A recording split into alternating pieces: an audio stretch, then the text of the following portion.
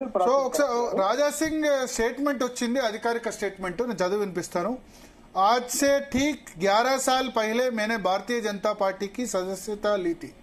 అంటే రెహనా 11 సంవత్సరాల క్రితం నేను భారతీయ జనతా పార్టీ సభ్యత్వం తీసుకున్నాను. నిజానికి చాలా మందికి తెలీదు, రాజా సింగ్ మొట్టమొదలు బీజేపీ కాదు, తెలుగుదేశం పార్టీ తరపున మంగళహాట్ కార్పొరేటర్ గా పోటీ చేసి గెలిచారు టీడీపీ. అప్పుడు బీజేపీ టికెట్ ఇవ్వలేదట ఆయనకి. చాలా చిన్న వయసు, రాజా సింగ్ 40s లో మాత్రమే ఉన్నారు. సో అప్పుడు ఫస్ట్ టైం ఆయన తెలుగుదేశం పార్టీ తరపున మంగళహాట్ కార్పొరేటర్ గా బీఫామ్ తీసుకుని గెలిచారు. మంగళహాట్ లో తెలుగుదేశం ఈ గోషామహల్ అసెంబ్లీ పరిధిలోకి మంగళహాట్ అనే ఏరియా వస్తుంది. లోధీస్ ఎక్కువ ఉంటారు, లోద్ క్యాస్ట్ అంటే ఉమాభారతి, కళ్యాణ్ సింగ్ వీళ్ళంతా కూడా ఉత్తరప్రదేశ్ నుంచి వచ్చిన వాళ్ళు చాలా మంది హైదరాబాద్ లో సెటిల్ అయ్యారు. సో ఆ మంగళహాట్ నుంచి ఆయన ఫస్ట్ టైం కార్పొరేటర్ గా తెలుగుదేశం పార్టీ తరఫున గెలిచారు. తర్వాత భారతీయ జనతా పార్టీలో చేరారు. సో ఇప్పుడు ఆయన లెటర్ ఇష్యూ చేశారు, రాజా సింగ్ స్టేట్మెంట్. 11 సంవత్సరాల క్రితం నేను ఎగ్జాక్ట్ గా భారతీయ జనతా పార్టీలో చేరాను. జనసేవ, దేశసేవ, హిందుత్వ రక్షణ లక్ష్యంగా నేను బీజేపీతో నా ప్రయాణాన్ని ప్రారంభించాను. సో హిందుత్వ, జనసేన, జనసేవ అండ్ దేశ సేవ లక్ష్యంగా నేను భారతీయ జనతా పార్టీతో నా ప్రయాణాన్ని ప్రారంభించాను. బీజేపీ నా మీద నమ్మకం ఉంచి వరుసగా 3 సార్లు తెలంగాణ అసెంబ్లీ ఎన్నికల్లో గోషామహల్ అసెంబ్లీ నియోజకవర్గం నుంచి ఎమ్మెల్యే టికెట్ ఇచ్చింది 2014లో, అదేవిధంగా 2018లో, 23లో. ఈ నమ్మకానికి భారతీయ జనతా పార్టీ నాయకత్వానికి నేను హృదయపూర్వక కృతజ్ఞతలు తెలియజేస్తున్నాను. నాకు 3 సార్లు టికెట్ ఇచ్చారు గోషామహల్ నుంచి, దానికి నేను బీజేపీ నాయకత్వానికి కృతజ్ఞతలు తెలియజేస్తున్నాను. ఈరోజు బీజేపీ జాతీయ అధ్యక్షులు జేపీ నడ్డా గారు నా రాజీనామాను ఆమోదించిన విషయాన్ని తెలియజేస్తున్నాను.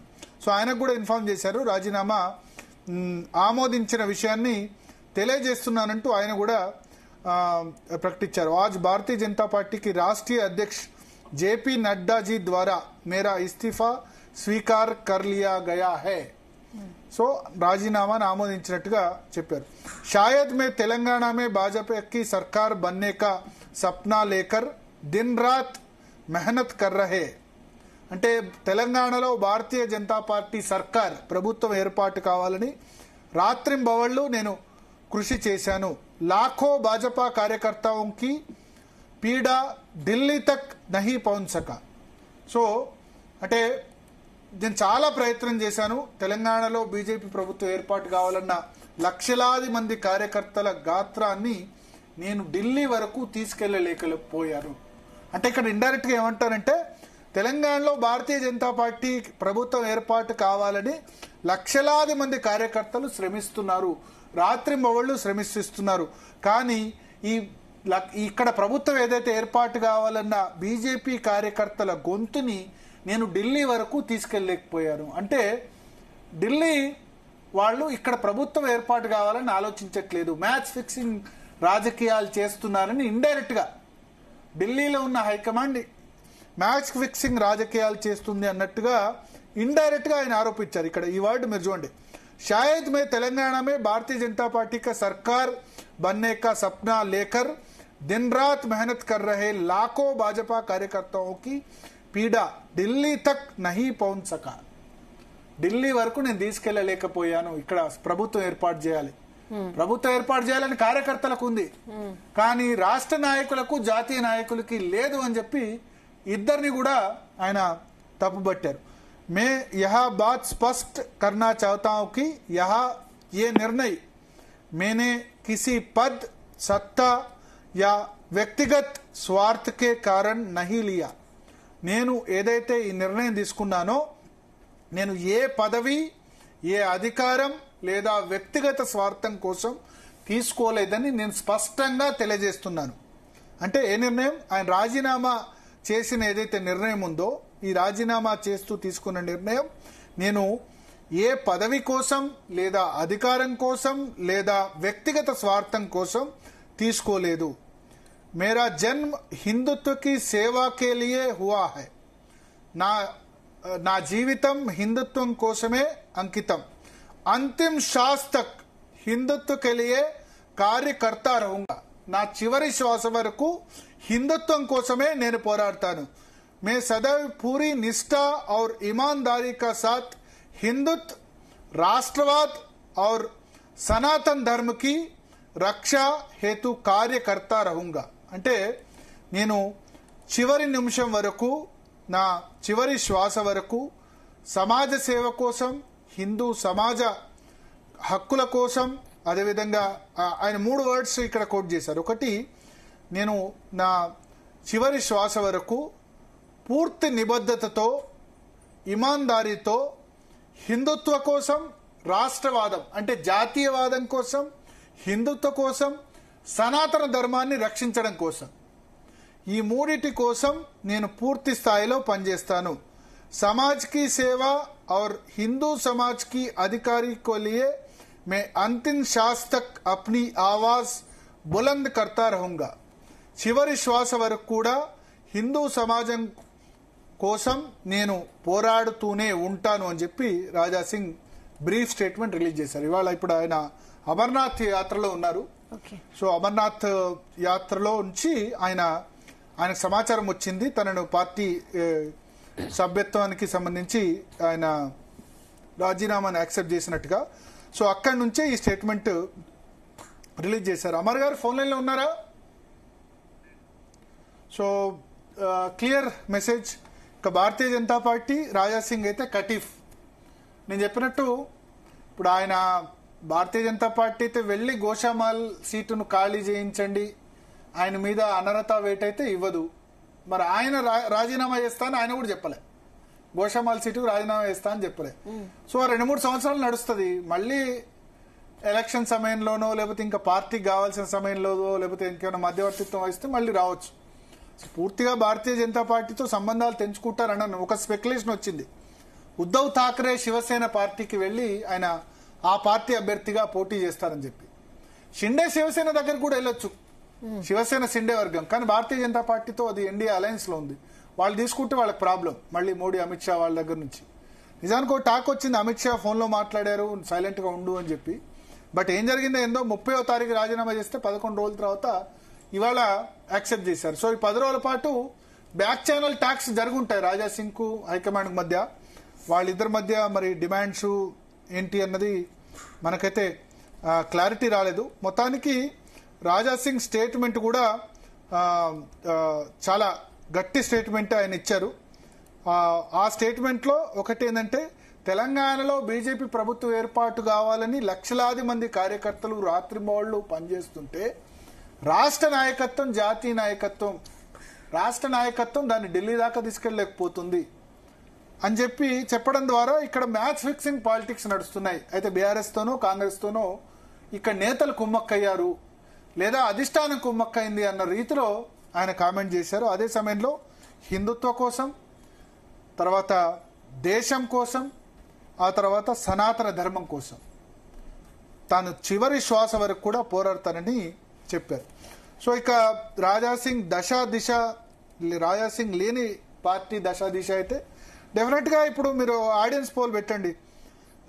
రాజాసింగ్ పై పోల్ చేంజ్ చేయొచ్చు. రాజాసింగ్ రాజీనామా ఆమోదిస్తూ జాతీయ పార్టీ తీసుకున్న నిర్ణయం సరైనదైనా కాదా అని పోల్ పెడితే కనుక బీజేపీ కార్యకర్తలు మెజారిటీ నెగటివ్ గా చెప్తారు, సరైనది కాదనే అంటారు, ఆయన పార్టీలో ఉంచాల్సిందే అని చెప్తూ ఉంటారు. సరే, ఇంతకుముందు నుపూర్ శర్మ మీద చర్య తీసుకున్న కాంటెక్స్ట్ వేరు, ఇది పూర్తిగా పార్టీ ఇంటర్నల్ పాలిటిక్స్. అయితే ఒకటి ఇక్కడ 2 అంశాలు మనం చూడాలి. క్రమశిక్షణ, భారతీయ జనతా పార్టీ క్రమశిక్షణ ఏదైతే ఉందో, country first, party next, self last. Country first ఉన్నాడు రాజా సింగ్, పార్టీ నెక్స్ట్ లేడు. సెల్ఫ్ విషయంలో కొంత డిసిప్లినరీ ఇష్యూస్ మొదటి నుంచి కూడా ఉన్నాయి. కానీ డిసిప్లినరీ ఇష్యూస్ మిగతా వాళ్ళ దగ్గర లేవా అంటే ఉన్నాయి, మిగతా వాళ్ళ దగ్గర కూడా ఉన్నాయి. ఇప్పుడు ఏదైతే చెప్తున్నారో భారతీయ జనతా పార్టీ వాళ్ళు ఎవరైనా ఏం చెప్తారంటే, మా పార్టీలో అంతర్గత ప్రజాస్వామ్యం, పార్టీ సభ్యులు ఎన్నుకుంటారు. రామచంద్రరావును పార్టీ సభ్యులు ఎన్నుకోలేదు, అక్కడి నుంచి నామినేట్ చేస్తే వాళ్ళందరూ టైంకు 30వ తారీఖు నామినేషన్ అయితే 30వ తారీఖు మధ్యాహ్నం పొద్దున 10 గంటలకు తెలిసింది రామచంద్రరావు పేరు హైకమాండ్ రికమెండ్ చేసిందని చెప్పి. సో ఒకసారి హైకమాండ్ రికమెండ్ చేస్తే ఇక్కడ నెగటివ్ గా వెళ్లే వాళ్ళు ఉండరు కాబట్టి వెళ్ళలేదు, అంతే తప్ప భారతీయ జనతా పార్టీలో మీ ఎక్కడంటే అక్కడ నామినేషన్స్ వేయొచ్చు.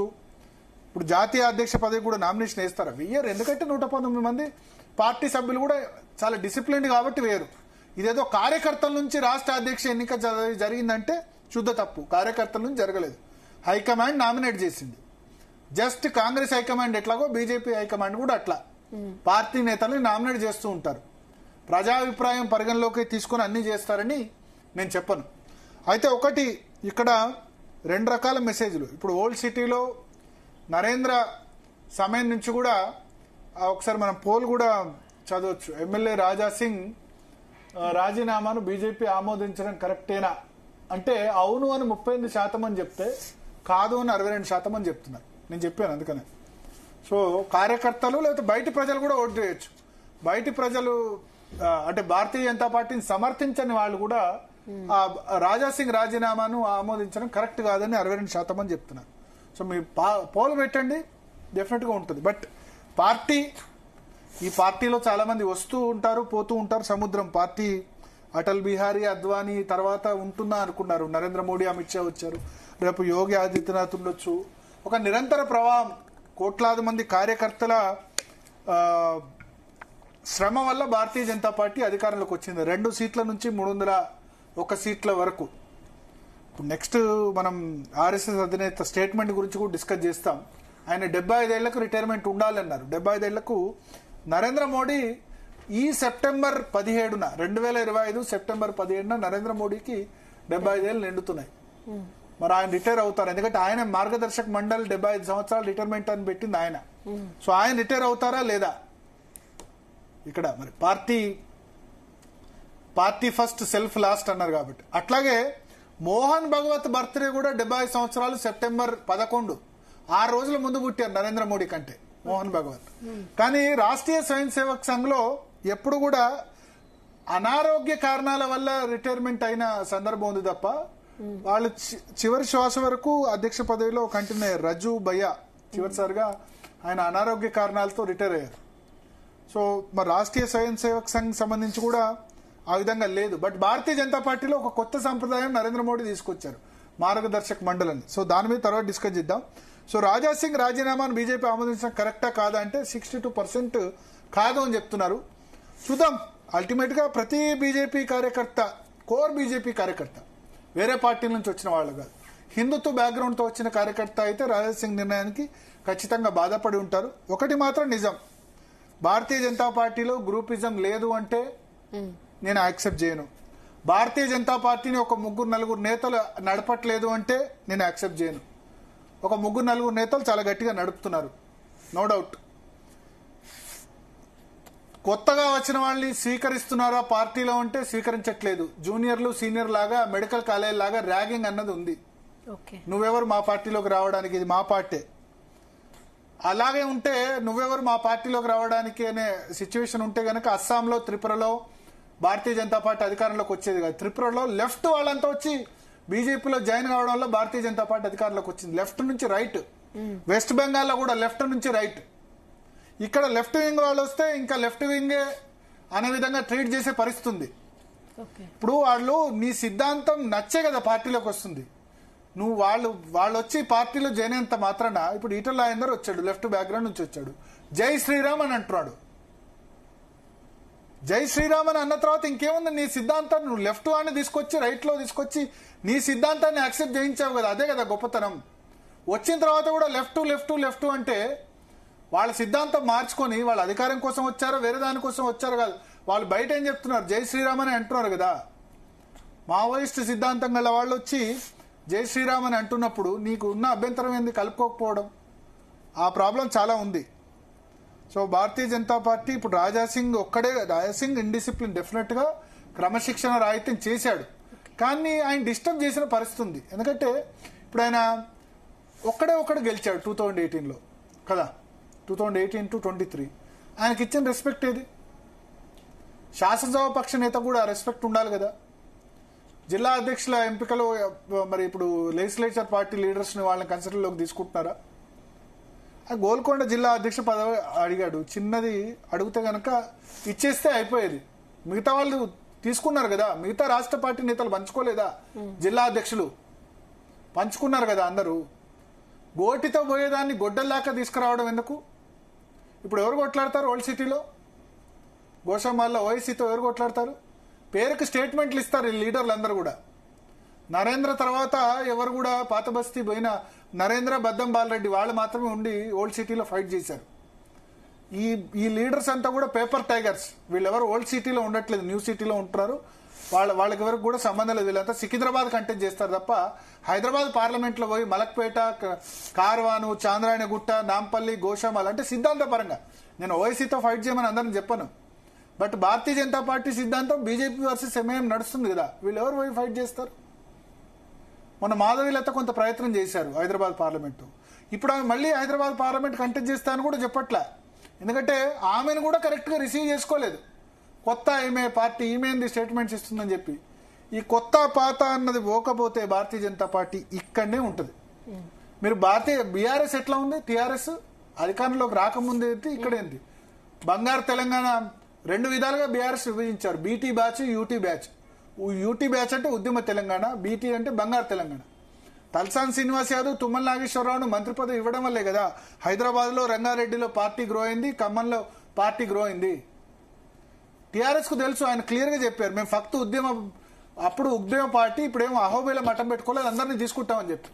సో భారతీయ జనతా పార్టీలో కూడా ఈ కొత్త పాత అన్నది వెళ్ళకపోతే మొదటి నుంచి ఉన్న మేము పాత వాళ్ళమే డామినేట్ చేస్తాం, కొత్త వాళ్ళని రానివ్వం, కొత్త వాళ్ళని ఎక్కడికి వచ్చిన ఒక స్థాయి వాళ్ళ ఎమ్మెల్యే, ఎంపీ అంతా దాటి ముందుకు రారు అంటే గనక కష్టం. మన కొండా విశ్వేశ్వరరెడ్డి కూడా అన్నారు, ఇది శాకాహారుల పార్టీ అంటే కరెక్ట్ కాదు, మాంసాహారం తిన్న వాళ్ళ మా పార్టీలోకి రానంటే కరెక్ట్ కాదు అని ఆయన స్టేట్మెంట్ ఇచ్చారు. సో కొన్ని భావాలు విడనాడాలి. రాజాసింగ్ రాజీనామా ఆమోదంతో, రాజాసింగ్ తప్పు చేయలేదు అనట్లేదు, తప్పు చేశారు. కానీ స్టేట్ పార్టీ లీడర్స్ కూడా ఆయన వెళ్ళకూడదామన్న విధంగా ప్రయత్నించారు. No doubt. ఎందుకంటే ఆయన పదే పదే వాళ్ళ అథారిటీని క్వశ్చన్ చేస్తున్నారు. పార్టీ మీద మా పట్టు పోవద్దు అని ఒక ఇద్దరు ముగ్గురు నలుగురు నేతలకు ఉంది ఈ పార్టీ. మరి భారతీయ జనతా పార్టీ కార్యకర్తలు అందరిది అయినప్పుడు ఆ ఇద్దరు ముగ్గురు నేతలు ఆ పట్టు వీడకుండా అయితే ప్రయత్నం చేయాలి కదా. మీకు పదవులు వచ్చాయి, కార్యకర్తలకు ఎప్పుడు పదవులు వస్తాయి? భారతీయ జనతా పార్టీ కార్యకర్తలు ఎప్పుడు సర్పంచ్లు అవుతారు, ఎంపీటీసీలు అవుతారు, జెడ్పీటీసీలు అవుతారు. ఎప్పుడు కూడా ఎమ్మెల్యే ఎలక్షన్, ఎంపీ ఎలక్షన్ దీని మీద కాన్సన్ట్రేట్ చేయడం. ఇద్దరు ముగ్గురు ఎమ్మెల్యేలు గెలుస్తారు, నలుగురు ఎంపీలు గెలుస్తారు. కింది స్థాయి వాడు సర్పంచ్ కావద్దా, ఎంపీటీసీ కావద్దా? ఎంత సీరియస్గా ఉంది మీ పార్టీ? ఎంపీటీసీ, జెడ్పీటీసీ కోసం మీరు ఏమైనా ఖర్చు పెడుతున్నారా రూపాయన్నా వాళ్ళని గెలిపించేందుకు? టీఆర్ఎస్ పార్టీ పెట్టిన 6 నెలల్లో నిజామాబాద్ జెడ్పీ చైర్మన్ గెలిచింది, Karimnagar ZP chairman with in 3 years లో గెలిచింది. ఇప్పుడు భారతీయ జనతా పార్టీకి 32 జెడ్పీ చైర్మన్ స్థానాల్లో ఎన్ని జెడ్పీ చైర్మన్లు వస్తాయి? అప్పుడు 10 జెడ్పీ స్థానాలు తెలంగాణలో ఉంటే 2 జెడ్పీ చైర్మన్లు టీఆర్ఎస్ విత్ ఇన్ 6 months లో కైవసం చేసుకుంది. మీ భారతీయ జనతా పార్టీ ఎన్ని సంవత్సరాలు ఉంది కదా, 8 మంది ఎంపీలు ఉన్నారు కదా, 8 మంది ఎమ్మెల్యేలు ఉన్నారు కదా, ఎన్ని జెడ్పీ చైర్మన్లు కొడతారు రేపు? 32లో ఒక్కటన్నా కొట్టగలరా చెప్పండి? సో వీళ్ళు ఏంటంటే వీళ్ళు ఎమ్మెల్యేలు అయిపోవాలి, ఎంపీలు అయిపోవాలి, పెద్ద నేతలంతా ఏసీ ఆఫీసులో హైదరాబాద్లో రూముల్లో కూర్చోవాలి. గ్రాస్ రూట్ లెవెల్లో మాత్రం పార్టీ పెరగకూడదు. గ్రాస్ రూట్ లో కార్యకర్త అన్నవాడు అక్కడనే ఉండాలి. బీఆర్ఎస్ కార్యకర్త బాగుపడ్డారు 10 సంవత్సరాల అధికారంలో. కాంగ్రెస్ కార్యకర్తలు అధికారంలో ఉన్నారు, వాళ్ళు బాగుపడ్డారు. ఇంతకుముందు ఉన్న టీడీపీ వాళ్ళు బాగుపడ్డారు. చచ్చి చెడిందంతా కూడా బీజేపీ కార్యకర్త. వాడు ఎకనామిక్ స్టేటస్ చేంజ్ కాలేదు, సోషల్ స్టేటస్ చేంజ్ కాలేదు. కొద్దిమంది అంటారు ఎకనామిక్ స్టేటస్ అంటే మేము కార్యకర్తను కరప్ట్ చేయం. కార్యకర్తను కరప్ట్ చేయకండి, అట్లీస్ట్ వాడు చెప్పుకోవడానికి ఒక పదం ఉండాలి కదా. మేము దేవాలయ పాలక మండలి చైర్మన్ పక్క రాష్ట్ర ఆంధ్రప్రదేశ్ లో పొత్తుతో పదవులు తీసుకుంటున్నారు కనీసం. కరెక్ట్. అంటే దీని మీద నేషనల్ లెవెల్ లీడర్స్ ఎవరు కాన్సంట్రేట్? అందుకనే ఇప్పుడు రాజాసింగ్ చెప్పింది అదే కదా, జాతీయ పార్టీని కూడా ఒప్పించడంలో ఇక్కడ అధికారంలోకి రావాలి. కరెక్ట్ గా అధికారంలోకి వచ్చే సమయానికి 2018లో 14లో తెలుగుదేశంతో పార్టీకి పొత్తుకెళ్లారు. అప్పుడు టీఆర్ఎస్ తో పొత్తు జరగాల్సి ఉండే. టీఆర్ఎస్ తో కేసీఆర్ రెడీ అయినారు పొత్తు పెట్టుకునేందుకు. అప్పుడు టీఆర్ఎస్ బీజేపీ కలిసి వస్తుండే. కానీ కొద్దిమంది తెలుగుదేశం పార్టీ జనసేనతో కలిసి వెళ్లాలని అప్పుడు ప్రెషర్ చేసి అప్పుడున్న ఆంధ్రప్రదేశ్ నేతలు, నిజానికి కిషన్ రెడ్డి అప్పుడు టీఆర్ఎస్ తో రెడీ ఉండే. ఏపీకి సంబంధించి కొద్దిమంది నేతలు అక్కడ ఒకటి ఇక్కడ ఒకటి బాగుండదు అని చెప్పి బలవంత పెట్టి పొత్తు పెట్టించారు. లేకపోతే టీఆర్ఎస్ బీజేపీ అధికారంలోకి వస్తుండే, కార్యకర్తలకు ఆ ఫలాలు వచ్చేవి. 2018లో టీఆర్ఎస్ తో పూర్తిగా మ్యాచ్ ఫిక్సింగ్ అని వచ్చి ఒంటరిగా పోటీ చేస్తే ఒక సీట్ వచ్చింది. 2023లో గదే మళ్ళా మ్యాచ్ ఫిక్సింగ్ అనే వచ్చింది. మళ్ళా కాంగ్రెస్ పార్టీకి బీఆర్ఎస్ ఓట్ బ్యాక్ అంతా షిఫ్ట్ అయింది. సరైన సమయంలో బండి సంజయ్ని షిఫ్ట్ చేశారు. సో ఇట్లా చారిత్రక తప్పిదాలు కమ్యూనిస్ట్ పార్టీలు చేస్తున్నట్టు భారతీయ జనతా పార్టీ కూడా చేస్తూ పోతే ఆ పార్టీ కార్యకర్తల స్థితి గతి మారదు. అది మాత్రం నేను చెప్పగలను. దశ దిశ భారతీయ జనతా పార్టీ కార్యకర్తలు మారదు. రేపు లోకల్ బాడీ ఎలక్షన్లో మీరు 32 జడ్పీ చైర్మన్లు ఎన్ని గెలుస్తారో స్టేట్మెంట్ ఇవ్వండి. ఒకటి గెలుస్తాం, ఒక్క జడ్పీ చైర్మన్ గెలుస్తామని ఎవరైనా స్టేట్మెంట్ ఇవ్వనండి చాలు. ఎప్పుడు చూడు వీళ్ళు ఎంపీ సీట్లు ఎమ్మెల్యే సీట్లు పోటీ చేయడం తప్ప ఎవడైనా కింద నుంచి గెలవాలి కదా, రావాలి కదా. సర్పంచులు ఎంపీటీసీ జడ్పీటీసీలు ఎంతమంది నేతలు ఫండింగ్ చేస్తారో చూద్దాం. సర్పంచ్లకు ఎంపీటీసీలకు జడ్పీటీసీలకు వీళ్ళు జాతీయ పార్టీ నుంచి ఫండింగ్ తీసుకుంటారు కదా. ఎమ్మెల్యే ఎలక్షన్కు ఎంపీ ఎలక్షన్కు ఎంతమంది పోయి సర్పంచ్ ఎంపీటీసీ జడ్పీటీసీలకు బీజేపీ గెలిపించుకునేందుకు ఫండింగ్ చేస్తారో చూద్దాం. సో మొత్తం కూడా నేతలంతా కలిసి కార్యకర్తలు ముంచుతున్నారు. ఇదంతా కూడా నాకు కార్యకర్తలు మొన్న కూడా కార్యకర్తల గురించి మాట్లాడాను. ఆ ఫీడ్బ్యాక్ ద్వారా వచ్చిందని చెప్తున్నా. చూద్దాం. అంటే ఇంకొక సెకండ్ ఒపీనియన్ అంటూ ఇంకా రాదంటారా బీజేపీ నుంచి? అంటే బీజేపీ ఇస్ డిసిప్లిన్ పార్టీ. ఇప్పుడు నేషనల్ పార్టీ ఏంది, ఆయన క్రమశిక్షణ రాహిత్యానికి పాల్పడ్డారన్న యాంగిల్లోనే చర్య తీసుకుంటుంది. కానీ ఆయన క్రమశిక్షణ రాహిత్యానికి ఎందుకు పాల్పడ్డారన్న విషయం ఆలోచించదు. ఇప్పుడు జిల్లా అధ్యక్షులు నిజంగా చెప్పండి, మిగతా ఎంపీలు ఎమ్మెల్యేని కన్సల్ట్ చేయకుండా జిల్లా అధ్యక్ష పదవులు నియమించలేదా? ఎవరు ఎంపీ ఉంటే వాళ్ళని అడిగి చేశారు జిల్లా అధ్యక్ష పదవి.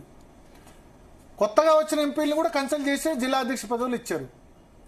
కానీ రాయలసీమ 3 సార్లు అది బీజేపీ లీడర్గా ఉండే ఒకప్పుడు హిందుత్వ కోసం ఓల్డ్ సిటీలో ఫైట్ చేస్తున్నారు. ఆయన ఒక్క జిల్లా అధ్యక్ష పదవి పడితే దానికి ప్రతిసారి వంకనే, ఆయన అడిగిన దానికి వంక. అందుకని గోటితో క్రమశిక్షణ రాహిత్యాన్ని పాల్పడ్డారు. ఇండిసిప్లిన్ నిజంగానే. పార్టీ ఏం చేసినా చుప్చాప్ మూసుకోవాలి, అది బీజేపీలో జరగాలి. కానీ మిగతా నేతల్ని అందరూ ఒకళ్ళు 3-4 జిల్లా అధ్యక్షులు పంచుకున్నప్పుడు ఈయన ఒక్క జిల్లా అధ్యక్ష పదవి ఇవ్వడంలో ప్రాబ్లం ఏంది? లేదా ఇవ్వట్లేదని పిలిచి చెప్పొచ్చు. జాతీయ నాయకత్వానికి ఇవన్నీ తెలియదు కదా. పార్టీ సిద్ధాంతం ఏంది, నువ్వేం పార్టీ ఏది డిసైడ్ చేస్తే అది డిసైడ్ చేయాలని. కానీ పార్టీ మిగతా వాళ్ళ విషయంలో ఒక న్యాయం, రాయలసీమ విషయంలో ఒక న్యాయం మాత్రం చేసింది అన్న విషయంలో మాత్రం సందేహం లేదు. అది మాత్రం no doubt. Okay Bharat. So దీనిలో ఇప్పుడు షార్ట్ బ్రేక్ తీసుకుందాం. బ్రేక్ తర్వాత ఇంకో టాపిక్ చూద్దాం.